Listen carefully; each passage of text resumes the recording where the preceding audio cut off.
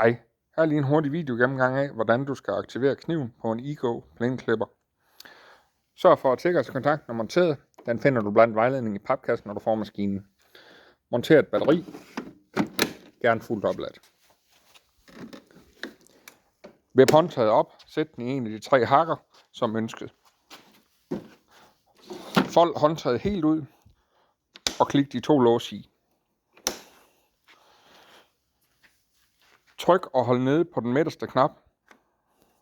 Aktiver derefter det bagerste håndtag.